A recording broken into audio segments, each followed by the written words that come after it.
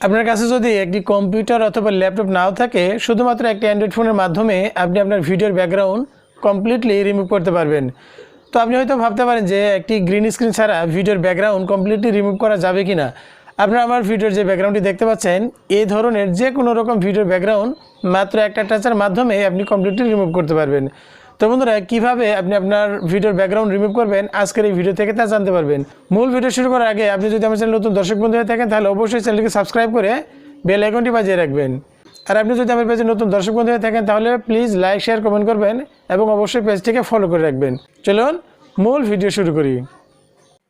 ভিডিওর background remove করার জন্য প্রথমে আপনাকে একটি অ্যাপ ইনস্টল করতে হবে। এই অ্যাপটি ইনস্টল করার জন্য প্রথমে আপনাকে প্লে স্টোরে চলে যেতে হবে। প্লে স্টোরে যাওয়ার পর এখানে যে সার্চ অপশন রয়েছে, এখানে আপনি জাস্ট CAPCUT লিখে সার্চ করবেন।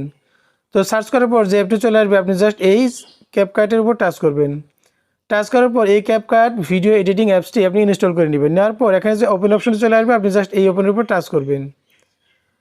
ওপেনের উপর টাচ করার পর আপনার সামনে এরকম একটা ইন্টারফেস চলে আসবে। এখানে আপনাকে ভিডিওর ব্যাকগ্রাউন্ড রিমুভ করার জন্য নিউ প্রজেক্টের উপর টাচ করে যে ভিডিওর ব্যাকগ্রাউন্ড রিমুভ করতে চান সেই ভিডিওটি আপনার ফোনের গ্যালারি থেকে সিলেক্ট করে দিতে হবে। তো ভিডিওটি সিলেক্ট করা হয়ে গেলে এখানে নিচে আপনি অ্যাড নামে একটা অপশন দেখতে পাবেন, আপনি জাস্ট এই অ্যাডের উপর টাচ করবেন।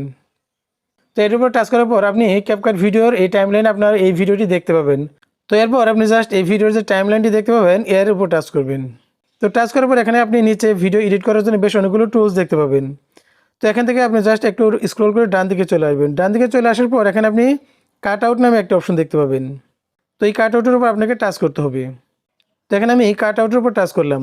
তো কাট আউটের উপর টাচ করার পর এখানে আপনি তিনটি অপশন দেখতে পাবেন, তিনটি টুলস দেখতে পাবেন। একটা হচ্ছে remove background, customise cut out, আর একটা হচ্ছে ক্রোমা কি। তো যেহেতু আমরা ভিডিওর ব্যাকগ্রাউন্ড রিমুভ করবো, তাই এখানে যে রিমুভ ব্যাকগ্রাউন্ড নামে যে অপশনটি চলে আসবে, আপনি জাস্ট এই রিমুভ ব্যাকগ্রাউন্ডের উপর টাচ করবেন।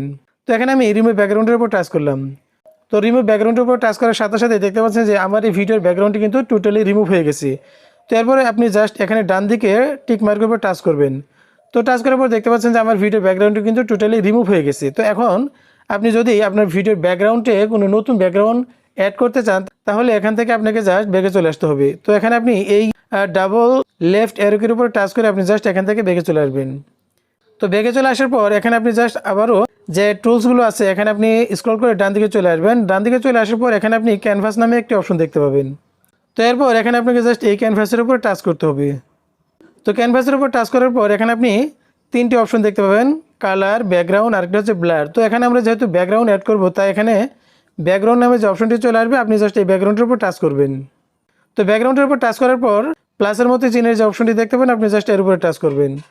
তো এর উপর টাচ করার পর আপনি আপনার ভিডিওর ব্যাকগ্রাউন্ডটা বা ব্যাকগ্রাউন্ড পিকচারটা যেখানে আপনি সেভ করে রেখেছেন সেখান থেকে সেই ব্যাকগ্রাউন্ডটি অ্যাড করে দিবেন। এরপর আপনি জাস্ট এখানে নিচে যে টিক মার্ক রয়েছে এর উপর টাচ করবেন। তো বন্ধুরা, এভাবে আপনি আপনার ভিডিওর ব্যাকগ্রাউন্ড রিমুভ করতে পারবেন এবং যে কোনো ধরনের ব্যাকগ্রাউন্ড কিন্তু আপনি অ্যাডও করতে পারবেন।